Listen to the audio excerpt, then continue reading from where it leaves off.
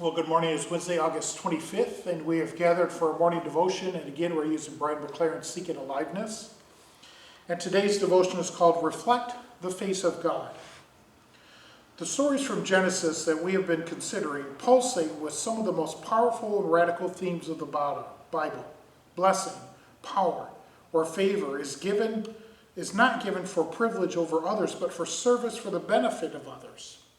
The weaker brothers or sisters, the one who is deemed ugly or dull or disfavored or legitimate, is always beloved by God. From Abel to Ishmael, to Hagar to Esau, to Leah to Joseph, God keeps showing up. Not in the victories of who defeated or exploited or rejected the weaker rival, but in the weaker one who had been defeated or rejected.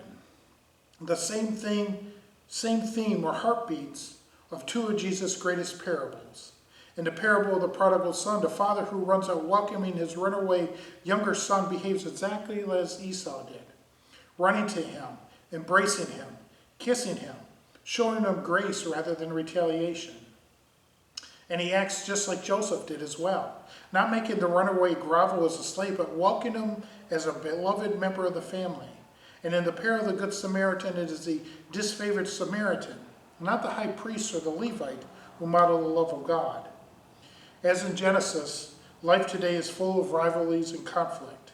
We all experience wrongs, hurts, and injustice through the actions of others, and we all inflict wrongs, hurts, and injustices upon others.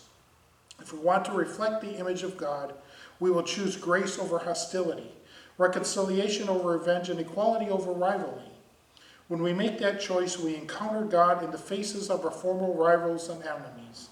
And so we're humbled, surrendered to God, and seeking to be reconciled with others. Our faces, too, reflect the face of God. We come alive as God's image bearers indeed.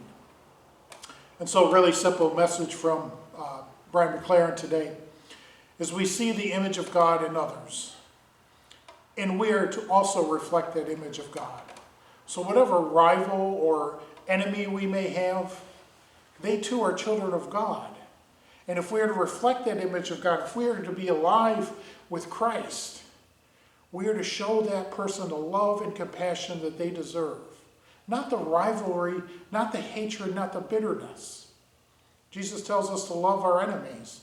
Paul tells us not only to love our enemies, but he says we should be dumping hot coals on their head, hot coals of kindness on their head. Because that's going to hurt them more than if we were to be revengeful against them.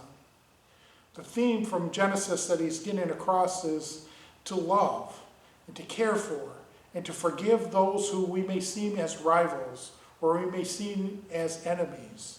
God's grace is bigger than all of that. And in order for us to reflect the image of God, that is exactly how we are to act. So go forth reflecting the image of God by showing grace and compassion and love for our rivals and our enemies.